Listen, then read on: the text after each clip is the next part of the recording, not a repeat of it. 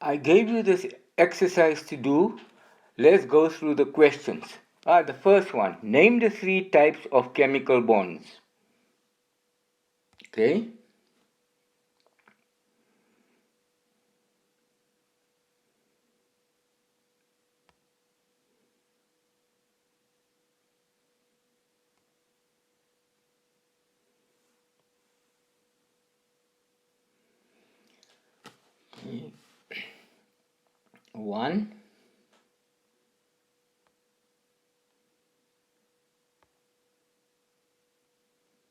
One, we have covalent bond.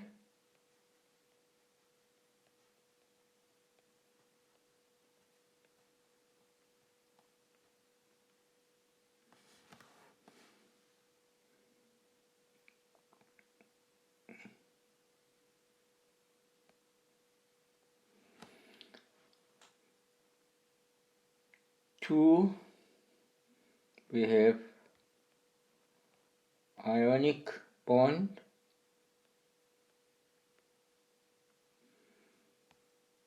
And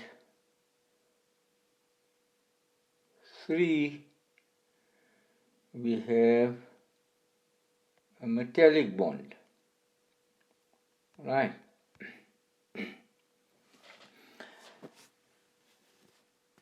In a covalent bond, we know that electrons are shared between a pair of atoms. In an ionic bond, electrons are transferred, and in a metallic bond, we find that the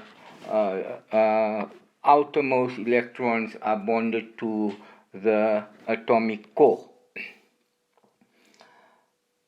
Let's look at the next question. Atoms bonded together by covalent bonds form 2 types of molecular structures. Name the 2 types and give examples of each. Okay, so we have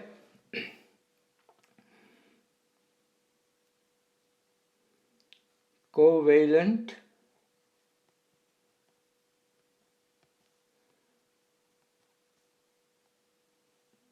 molecular solid. An example of that would be, say, NH3. We also have a network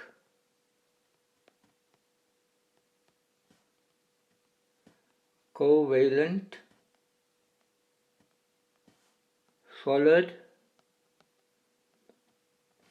and an example of that would be diamond.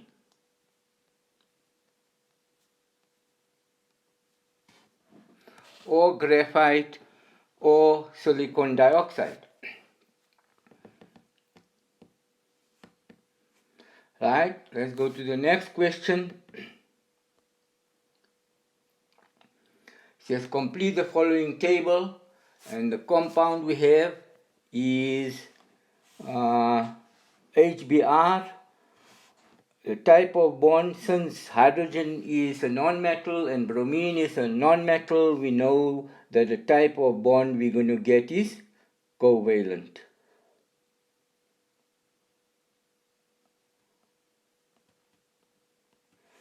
The same applies to hydrogen fluoride. Hydrogen is a nonmetal and fluorine is a nonmetal, so we get a covalent bond, which means electrons are shared between the 2 atoms. Sulfur dioxide, again 2 nonmetals, so we have a bond between the respective atoms, and that's covalent.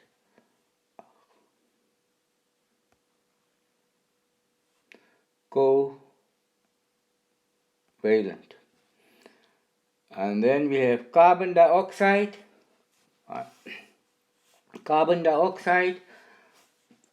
We have again carbon and oxygen, they both nonmetals. We know that carbon also exhibits the properties of a metalloid, but here it's acting as a nonmetal, and the bond is also covalent.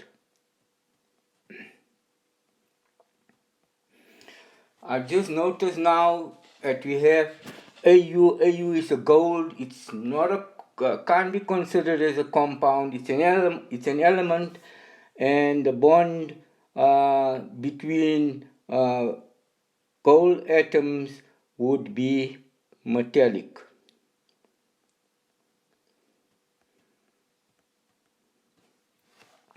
Right. Let's look at the smallest particles for each of these.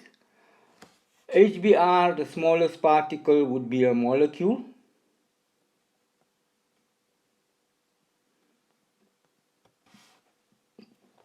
HF, the smallest particle, is also a molecule.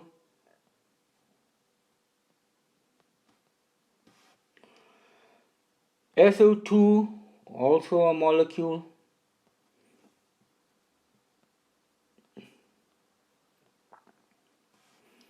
CO2, molecule.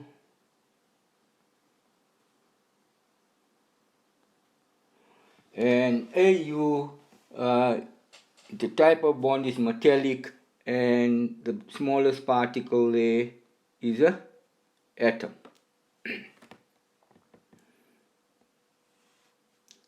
Alright, let's look at the next one. It says complete the following table. I prefer changing this type of compound to type of bond.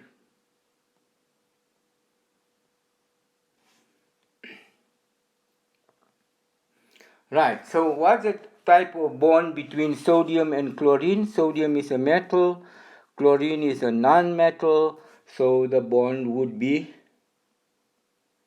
ionic. Right, metal combining with a non-metal, the bond is ionic, and in this process, electrons are transferred from the metal to the non-metal. So with magnesium and oxygen, it's also ionic bond. With hydrogen and oxygen, they are non-metals, so the bond is covalent. Between carbon and oxygen, the bond is covalent.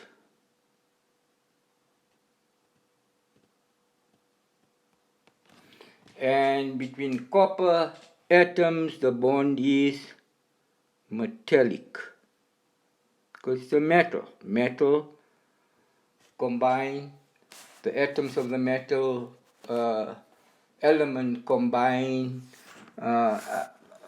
and they form metallic bonds. Carbon atoms, right, that forms a covalent bond. Hydrogen and fluorine also form covalent bonds. An iron and an oxygen atom, since they're saying it's an iron and an oxygen, it's a right, so it's a metal with a non-metal, and that would be ionic.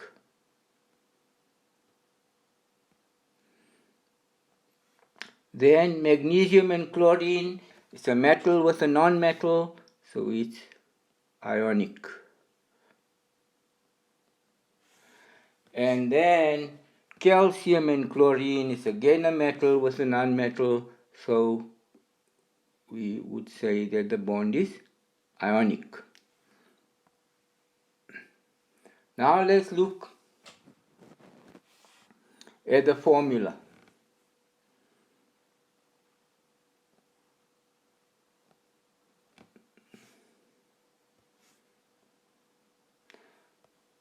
Alright, so it's sodium and chlorine.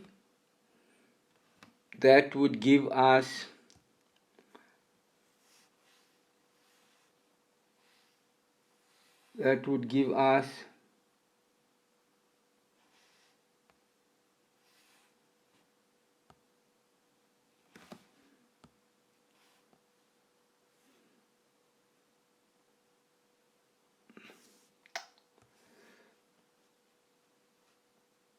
sodium chloride.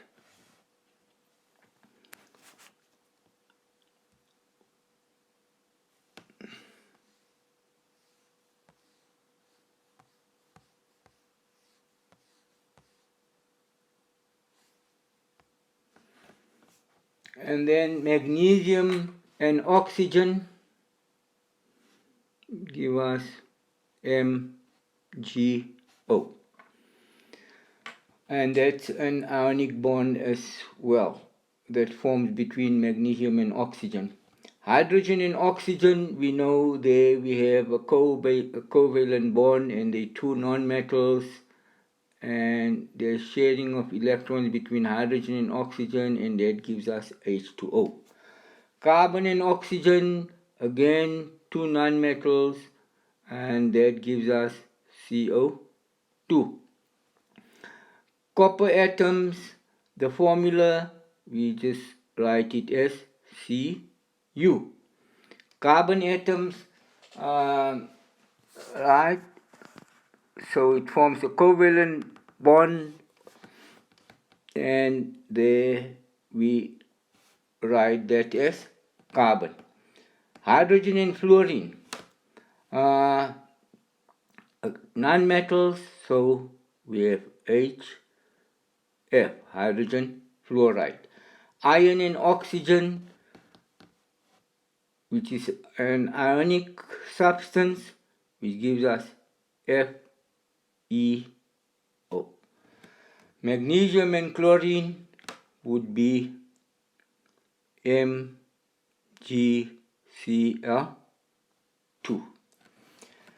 And then calcium and chlorine would be CaCl2.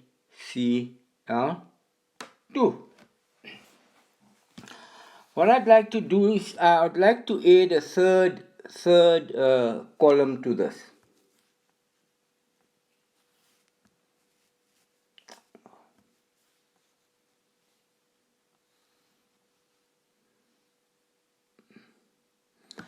And let's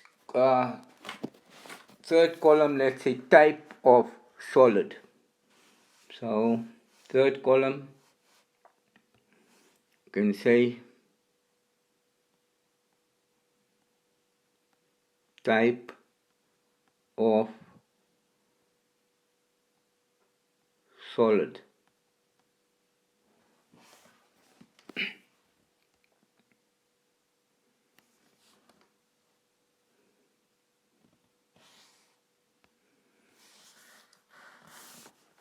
So if we look at sodium and chlorine, the type of solid, let me just perhaps space this out better.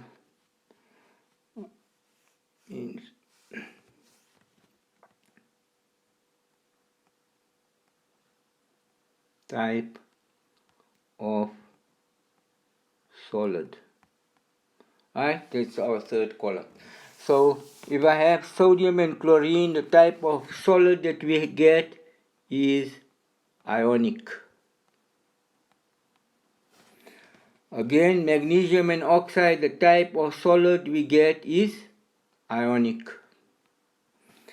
H2O, the type of solid that we get is a molecular solid.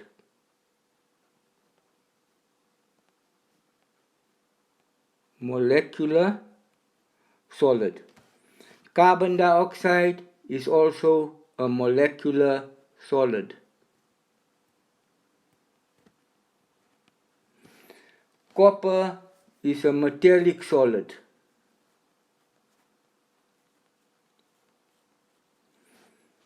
Carbon, either in the form of graphite or diamond, is a covalent network solid. Hydrogen and fluorine is a molecular solid.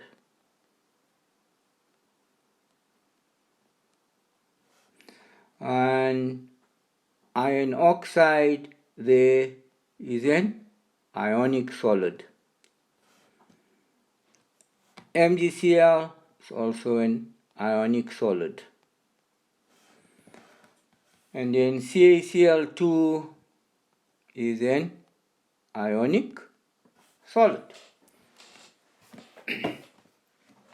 Right, so you have it there. Let's move to the next concepts that we're going to be dealing with. We're going to look at molecular and empirical formula. Right, but before we do that, let's just revise a bit. We know that an atom is the smallest part of an element. Right? We also know that a molecule is the smallest part of an element or a compound.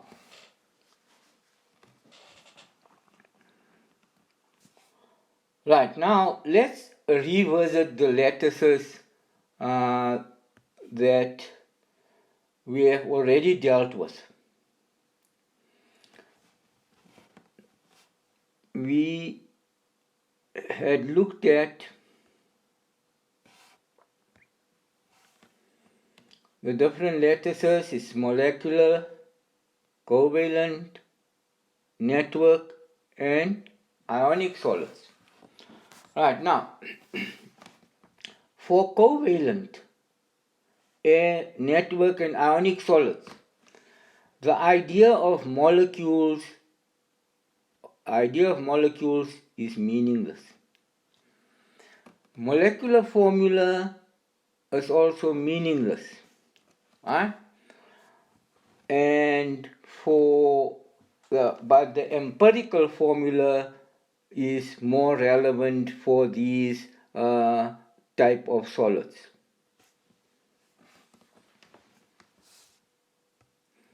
Right, now let's look at some molecular lattices. So we could perhaps look at some and see. We can look at O2, right? We also have O3 is also, O2 is oxygen, we know. O3 is ozone, right? It's the same type of element, but O3 has 3 oxygen atoms and oxygen has 2 oxygen atoms. Then we have NH3 is also forms a molecular lattice, and we also have C6H12O6, that's glucose, also forms a molecular lattice, since all the elements involved are non-metals. Then let's go on to covalent network lattice. Here we can talk about diamond, right? We know that diamond is essentially carbon, and we have graphite. We know that graphite is also carbon, and we had spoken about it previously. These are referred to as allotropes. That means different structural arrangements, but we're dealing with the same element. And then we have SiO2, which is silicon dioxide. Right? Then we go to the ionic lattice. Ionic lattice, we know metal plus non-metal, so we can look at NaCl. We can look at metal lithium plus fluorine is lithium fluoride. Right, so it's metal plus non-metal. Then we can also have K2SO4. Here we know potassium is a metal and it forms positive 1 ion since it's in group 1, and sulfate has a charge of 2 negative. So when the positive ion and the negative sulfate ion, we find that they attract each other and then can result in an ionic bond. I'm not going to look at what happens within the sulfate ion at this stage. Let's look at now the molecular formula. The molecular formula shows the actual number of atoms, the actual number of atoms of the different elements in one molecule. So let's say if I take, for instance, NH3, this is the ammonia molecule, and this ammonia molecule, the composition is that it has 1 nitrogen and 3 hydrogen atoms, and that is its molecular formula. If we look at O2, also a molecular formula, which means we're dealing with oxygen and it has 2 oxygen atoms. If we look at O3, there's a molecular formula for ozone. Ozone has 3 oxygen atoms. Right, 1 oxygen atom greater than the O2 molecule, and subsequent and because of that, the properties of ozone is very much different from that of O2. And then if we look at C6, which I have alluded to earlier, H12O6, that's glucose, and that's the molecular formula of glucose. Right, now let's see the empirical formula. The empirical formula is the simplest whole number ratio of the atoms of the different elements. So it's the simplest whole number ratio for the atoms of different elements. Now let's look at, for instance, NH3. NH3, we got 1 nitrogen, 3 hydrogens, and thus is the simplest whole number ratio for ammonia, and we regard this to be an empirical formula. Let's take C6H12 and O6. Let's say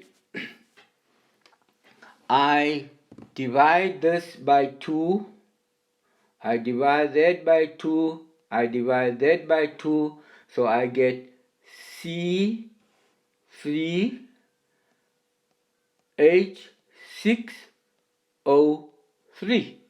Right. There, the ratio 3 carbons, 6 hydrogens, and 3 oxygens, that is not regarded as the simplest whole number ratio. So in order to get the simplest whole number ratio, I would have to say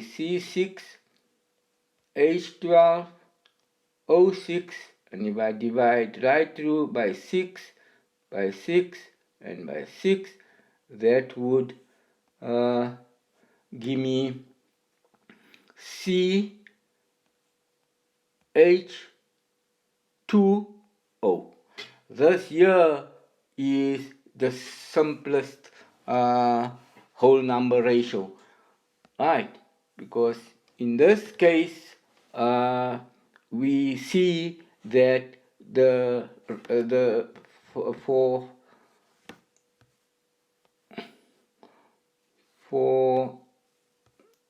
this situation the ratio would be let me perhaps do it here. Carbon is to hydrogen is to oxygen is 1 is to 2 is to 1. Whereas in this one here, it would be 3 is to 6 is to 3, and that's not the simplest whole number ratio. Right, now let's go to the lattices. Okay, here we have a molecular solid. Now, I've got it written as O2 here, but it's supposed to be O subscript 2. And this refers to all the other molecules that's going to follow as well. You'll see that I haven't indicated the numbers as subscripts. So here we've got the O2 molecule. If you look at the O2 molecule, there's your O2 molecule. There's all your O2 molecules in this molecular solid.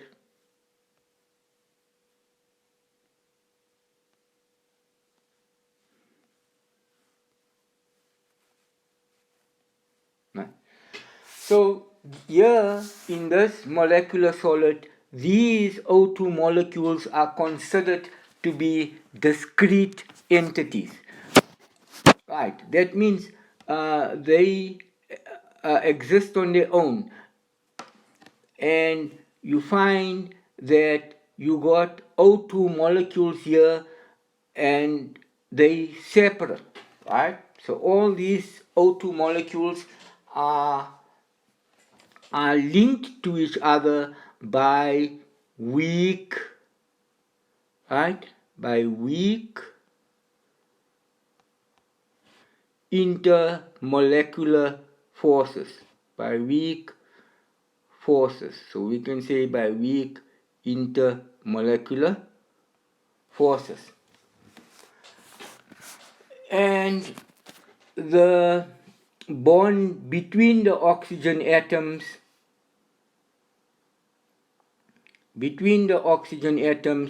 is actually a covalent bond. It's a chemical bond, right?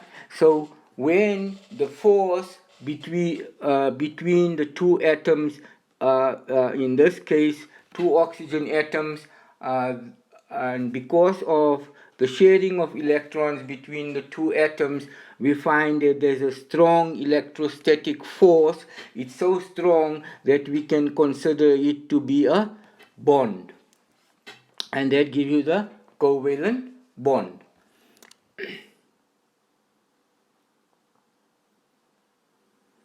Now let's look at the molecular solid water. If we look at water, we find that if I look at that water molecule and I look at this water molecule, this is also a molecular solid. And between the two molecules, we also have weak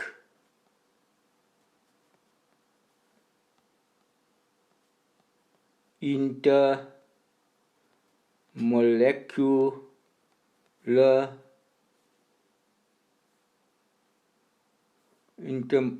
intermolecular forces.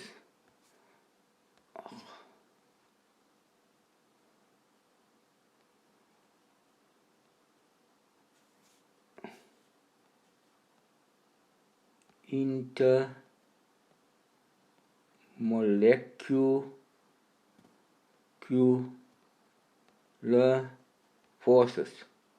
Right?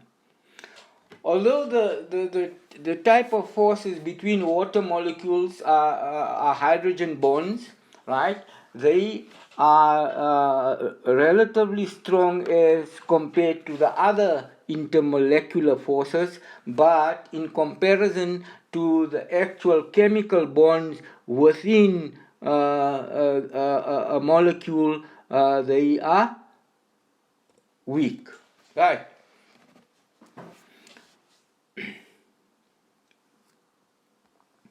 And if we look at ammonia, the same thing like I said, it's NH3, and we've got that's also a molecular solid, right? And these are discrete molecules. They are discrete molecules, all separate.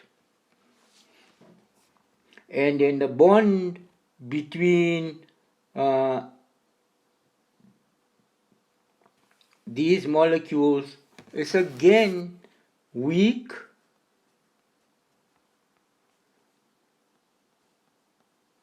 intermolecular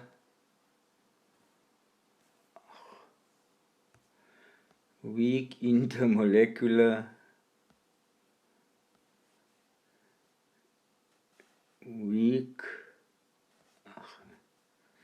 weak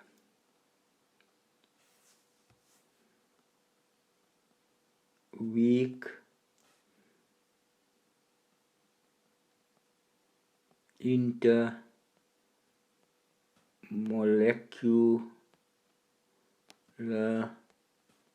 forces. And within the molecule we have covalent bonds. The atoms are bonded together by covalent bonds.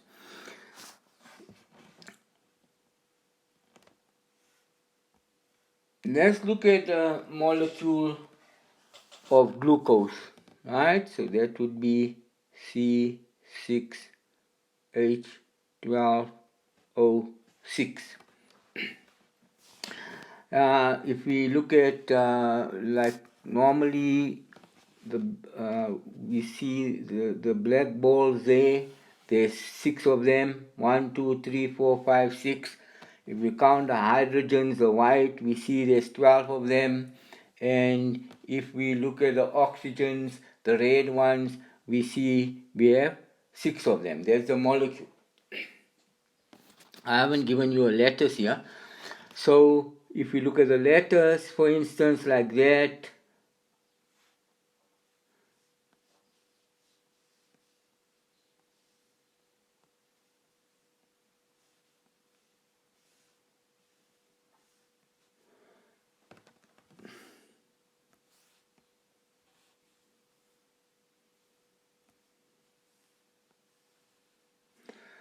like that, and I just drew a cubic lattice. But let's say, for instance, we take this particular molecule. Say we take this molecule there, right?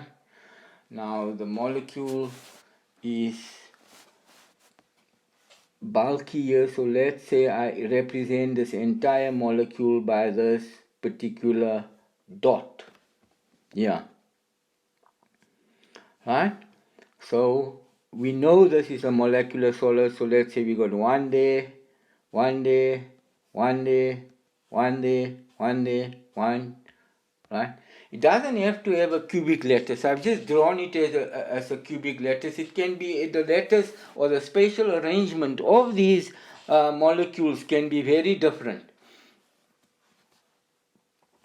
But what we do know is that within the within the glucose molecule, the atoms are bonded covalently, but again, between the molecules, we have weak intermolecular forces.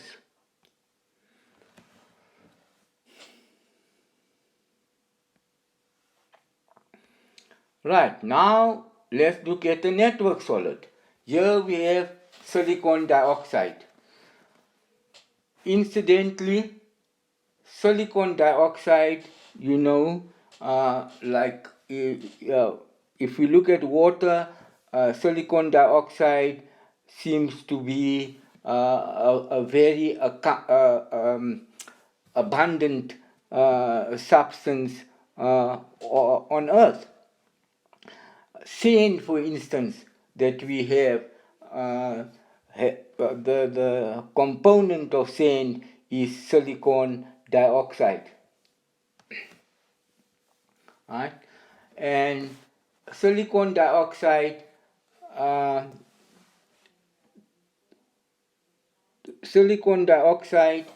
is an important component of sand. It's an important component of glass. It's also important component of ceramics. So if you look at silicon dioxide, you got silicon here, and you got 4 oxygen atoms. Right? And what we have is, at each oxygen atom you've got a silicon there, and there. So the empirical formula for this particular compound is SiO2. It's meaningless to talk about a molecular formula because, as you can see, these atoms are all covalently linked, right? All these bonds are covalent bonds. Covalent bonds between the atoms, and that is because the atoms share their electrons with adjacent atoms. Like silicon shares its electrons with oxygen. So this is a covalent network solid. This structure can extend and become like a giant structure in a sense, right? So there isn't a discrete molecule when we're dealing with a network covalent solids.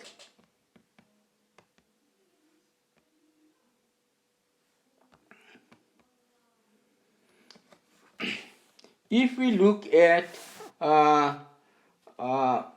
diamond and graphite, here we got diamond and here we have graphite. Diamond and graphite are each made of carbon atoms. Just the arrangement is different. Now, covalent network solids, here in this particular case, let's say if we look at diamond, and you'll notice that in diamond, each carbon atom is bonded to 4 other atoms.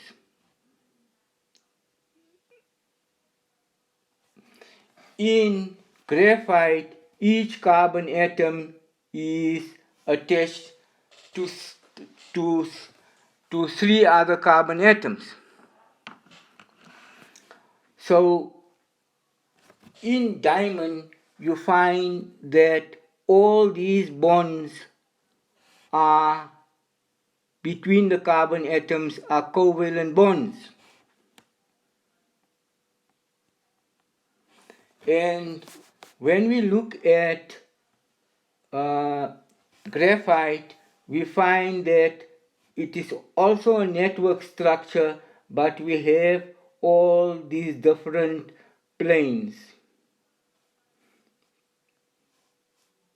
Different planes.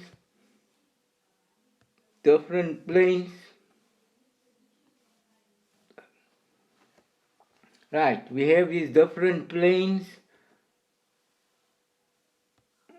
like that. Then the next layer and the next layer, right? And these layers can extend through space.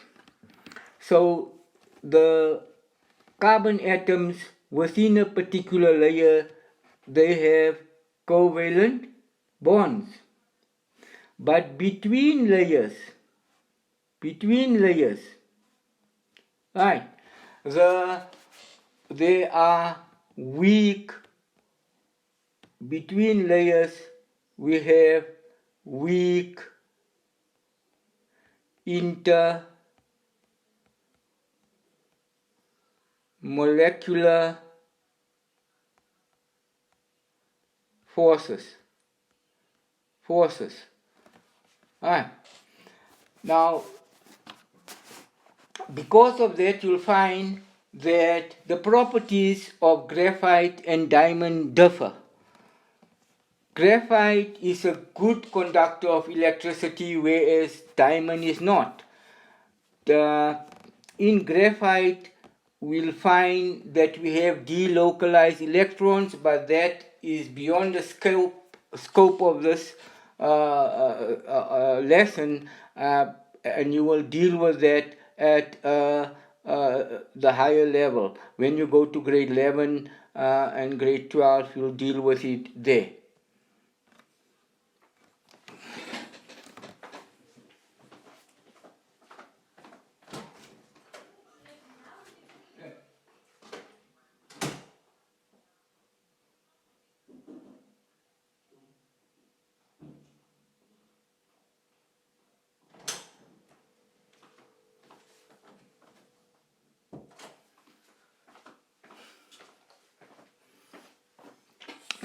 Now we have the ionic solid.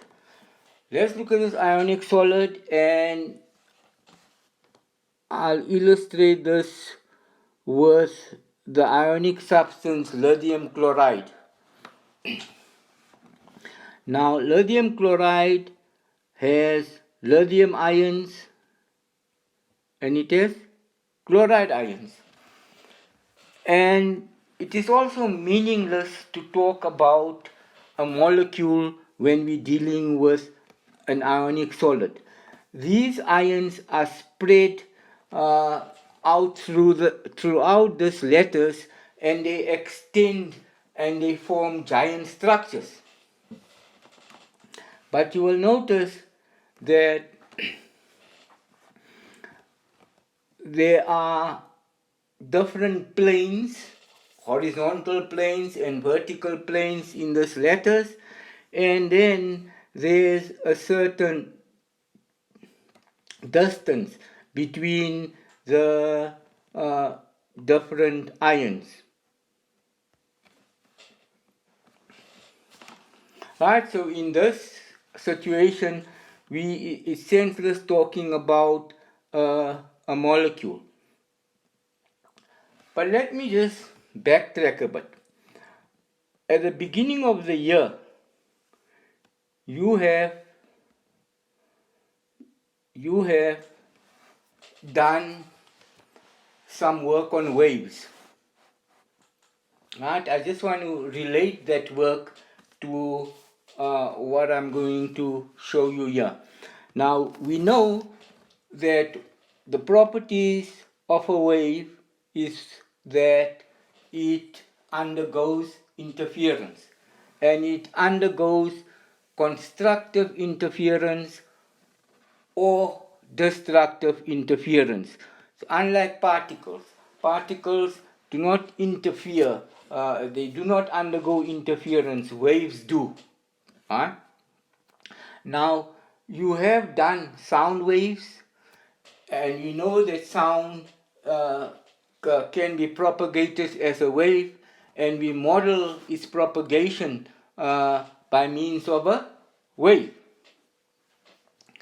And let me just take you back to the ripple tank experiment, and let me show you. Say for instance we have a ripple tank,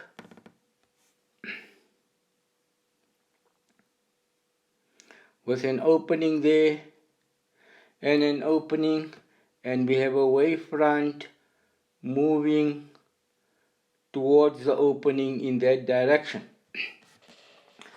We know that according to Huygens principle, as these wavefronts arrive at that opening, they then give rise to circular waves. So it gives rise to a circular wave, and that, has been shown in a ripple tank. But what we do know is that when these waves arrive at a point in phase, we find that we get constructive interference. And when they arrive at a point out of phase, then we get destructive interference. So just to briefly show you, so we have one area where we get constructive interference and we have destructive interference, like that. So we get constructive interference, we get destructive interference, like that, right?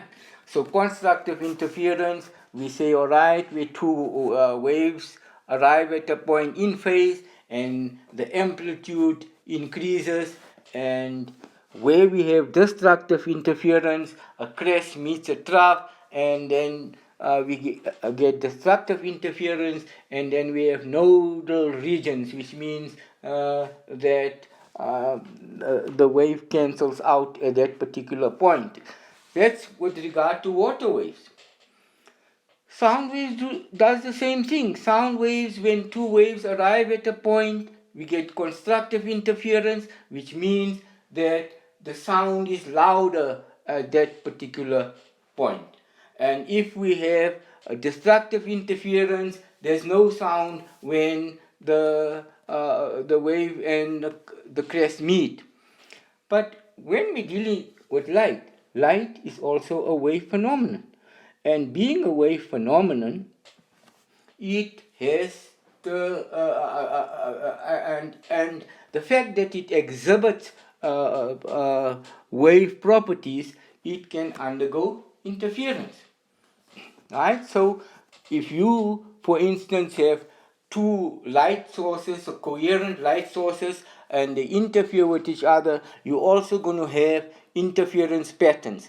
How do they manifest themselves at a evidentiary level? It means when they meet, you're going to have a bright light, no light, bright light, no light. So where there's bright, there's constructive interference, and where we have no light, that would be destructive interference.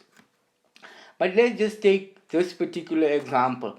So let's say, for instance, when we deal with water waves or sound waves, right? And we have a screen, for instance. So here you're going to have constructive interference.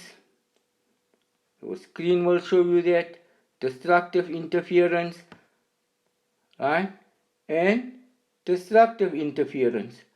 So there's a distance between the constructive and destructive interference regions.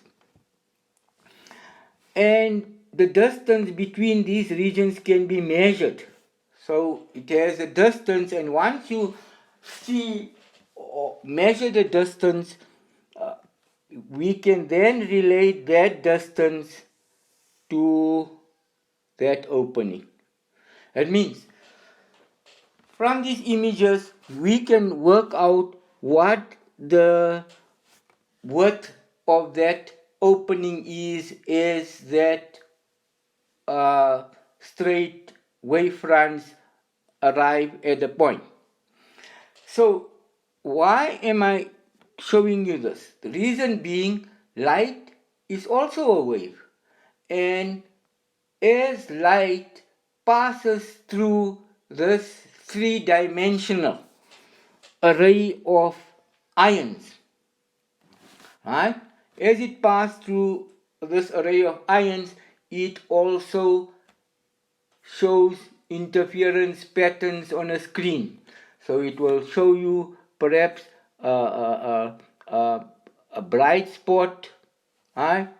And then it will show you a dark spot, which is destructive interference, and then it will be a dark spot, and then it's going to be a bright spot. Sorry. Then it will be a bright spot, and from these images of bright, dark, bright is constructive interference and dark is destructive interference. From these distances between these destructive and constructive interference regions, what can be done is the distance between atoms can be determined.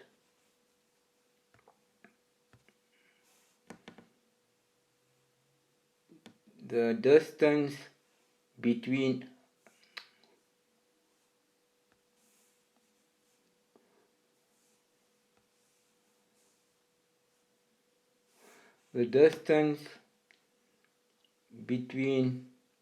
atoms can be determined. Right, and we find that crystallographers use this technique. Right, they can work out what's the distance between each of these ions, and they can even give you the angles between respective ions in this lattice. Just as a matter of interest, do you know what the distance between these ions are? Right, and which have been calculated, they are approximately in the order of 10 to the minus 10 meters. Right, very extremely small, and so these crystals are useful when you want to determine the behavior of light, and also if you want to determine the position of atoms in several lattices. Now let's go to the type of chemical models.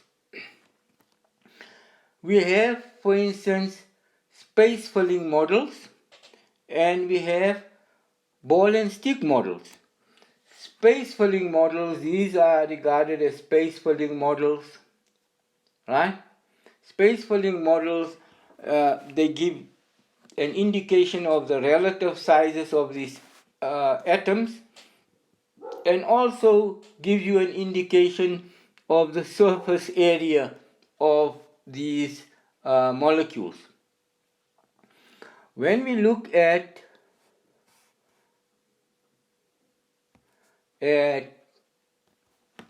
the ball and stick models, here you'll see the atoms, and there's a stick between the two. Here it's indicating there's one bond in N2 molecule. It shows that there are 3 bonds, and in the oxygen molecule it shows you that there are 2 bonds. So the ball and stick model gives you a bit more information than the space-filling model. The space-filling models doesn't tell you how many bonds there are between the respective atoms. With a ball and stick model, you can show that.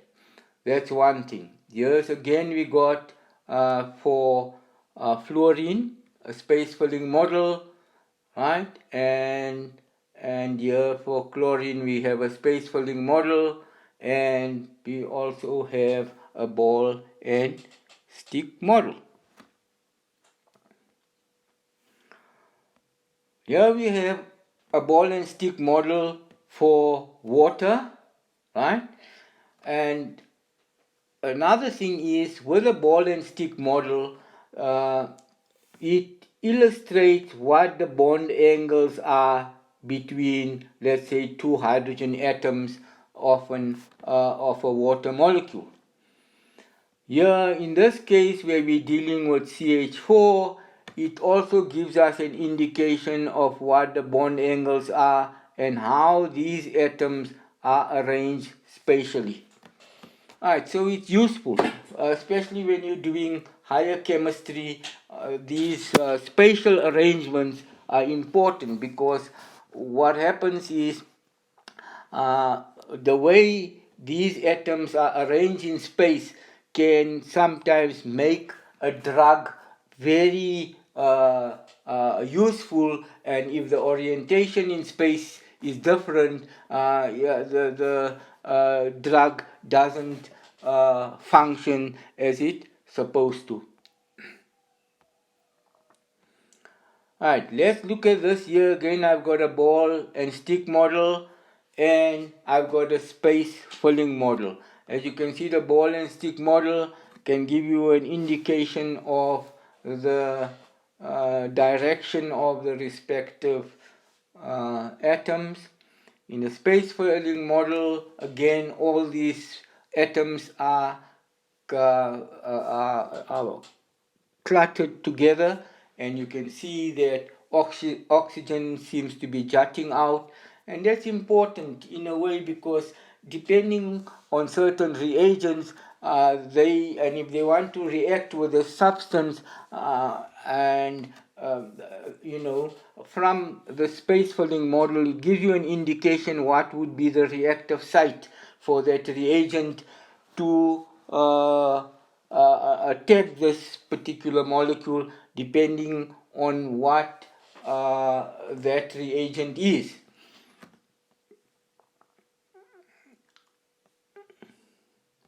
Alright, now let's go to this exercise. Here I've given you molecular substances, and here we've got P4O10, and let's say we want to know what's the empirical formula for this.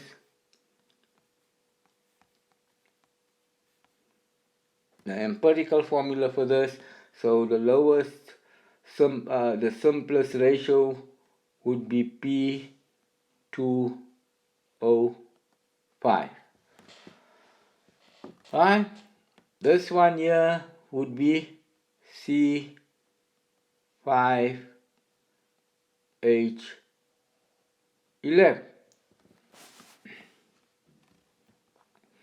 This one would be C2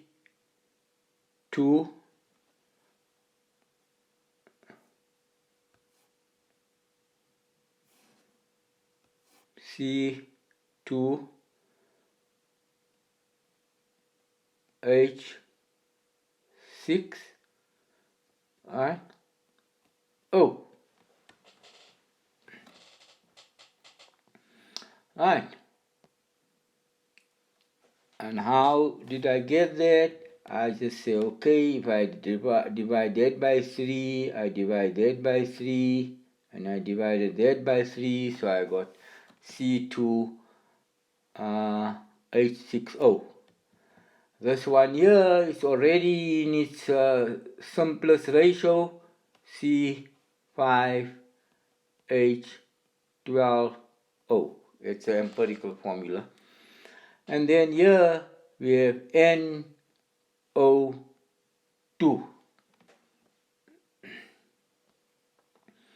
Okay, now give the formula for the respective space filling and ball and stick models. Okay, let's go through that.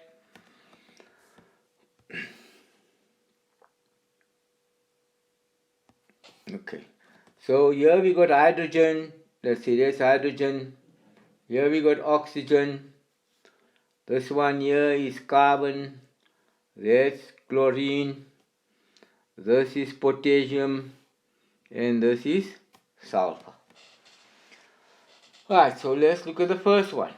First one, that's potassium. We got 2 of potassium. which is K2. I think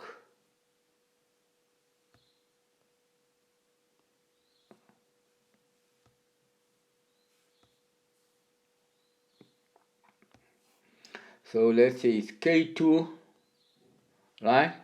And we got a sulfur and we got 4 oxygen, so it's K2SO4.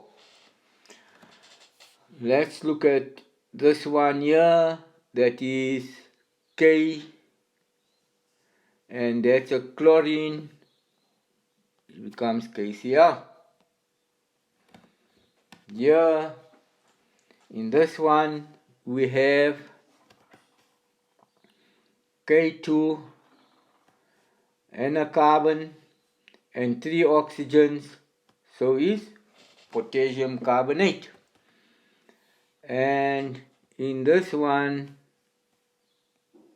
we have C. Okay, how many C's do we have? 1, 2, 3, 4 C's. How many hydrogens do we have? It's 2, 4, 6, 8, 10 hydrogens. And 10 hydrogens, right? So these are the formulas of these respective models. Let's now go to the next one, and we want to know what is the empirical formula.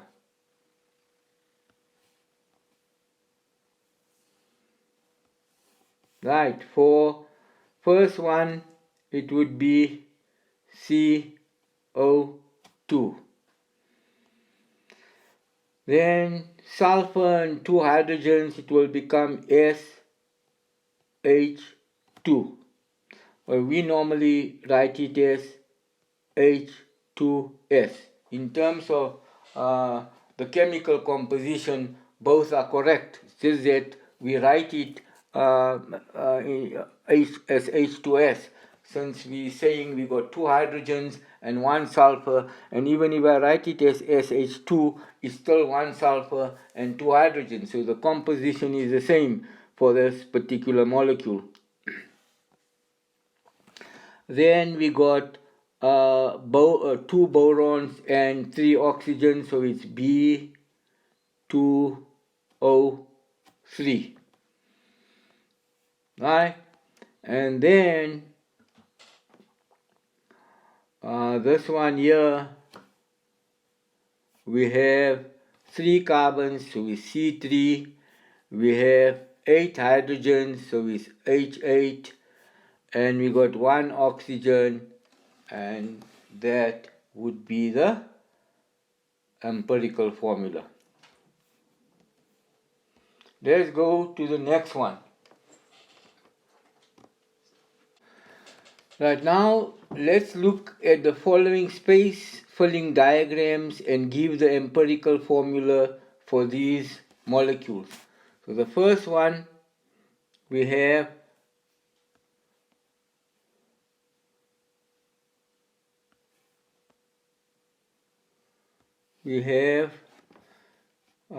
sulfur and 2 oxygens, which is SO2, and this one here we have 1 calcium and 2 chlorines, so it's CaCl2, also empirical. Here we have Na2SO4, also an empirical formula, since it has the simplest whole number ratio. And then we have H2S, that's hydrogen sulfide. You may know hydrogen sulfide is actually a stink bomb, right? Okay, now let's go to the summary of the typical solids. This is a summary of the solids that we dealt with, and we have, say, a giant metallic structure, we talk about a giant molecular structure, and we refer to it as a network covalent solid, right? Or it can also be referred to as a giant molecular solid. Then we have a giant ionic solid, because these ions, they expand throughout space.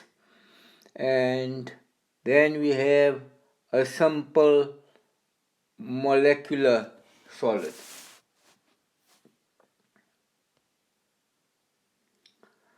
Right, if we look at, for instance, the structure, look at the structure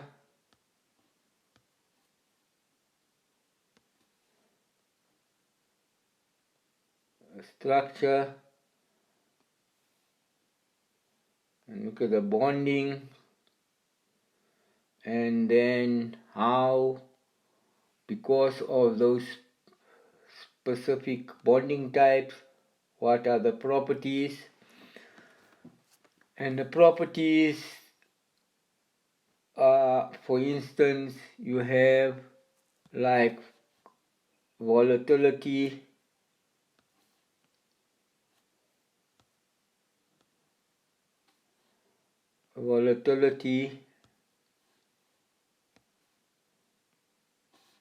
and hardness, conductivity, solubility. Right. So let's just look at, when we're dealing with metallic a solid, we normally have metals, right? So we got sodium, iron, and copper, right? When we're dealing with network covalent solids, we have diamond and silicon dioxide, and also silicon carbide. Then in ionic substance, or an ionic solid, we find that we have these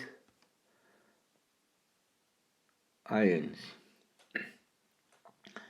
And then when we deal with molecular substance, you can see all these nonmetals combining with each other. What's the smallest constituent particles of giant structures? It would be atoms. For molecular structure, also atoms. For ionic substance, it is ions. And for molecular solids, it will be molecules. Let's look at bonding. And we know that when we're dealing with a metallic substance, there we have attraction of the outer electrons and the positive nuclei, right? And when there's metallic bonding, we know that we have electrons that are delocalized within the metal element. If you look at giant molecular structures, the atoms are linked by strong covalent bonds, right, from one atom to the next. And if we look at ionic substances, there's attraction between positive and negative ions, which gives us strong ionic bonds. And in molecular substances, we've got strong covalent bonds, but also we have weak van der Waals forces. No, I have just spoken about weak forces. Generally, we refer to these intermolecular forces as van der Waals forces. Why van der Waals forces? Because van der Waal was a person that experimented and determined the properties of various substances. So we call them a weak of van der Waals forces.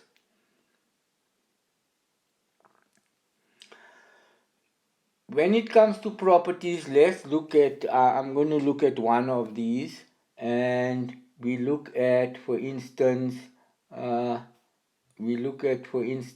property of conductivity. Now we know metals are good conductors when they are solid or a liquid. Whether it's a solid or a liquid, they're good conductors. How do we account for the good conductivity? We account for the good conductivity on the basis that in a metallic bond you have electrons that are delocalized within the element. They are not localized at one particular atom. They can move about and they form an electron cloud which then bonds to the atomic cores, or sometimes you also refer to them as atomic kernels. If we look at giant molecular structures or network covalent solids, we find that they are non-conductors. We saw diamond, all the bonds were covalent, there were no electrons that were delocalized.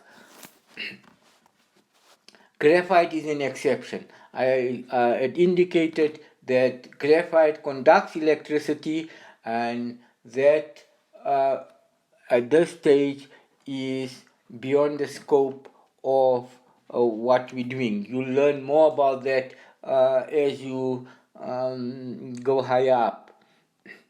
And then we have ionic substances, and this is important. Ionic substances are non-conductors when it's a solid, like sodium chloride, magnesium chloride. All these ionic substances, they have ions, but these ions are bonded and there's an ionic bond, and these ions are not mobile, so they cannot move. They are in fixed positions. So in a solid form, ionic substances don't conduct, but when it's molten, the ions become mobile, and then the element can conduct electricity, and also when it's in aqueous solution. That means if we take the ionic substance and we dissolve it in water, we find that those ions become mobile in water, and once it becomes mobile in water, the solution can then conduct electricity. And molecular solids, they are generally non-conductors when solid or liquid, and in aqueous solution as well. But there's a few, like HCl, react with water to form electrolytes. Now we're going to be talking about electrolytes and about ionic substances dissolving in water. So it's important for you just to have a sense as to what happens when these substances are dissolved in water. Right, here we come to the end, and that's all for today. See you next time.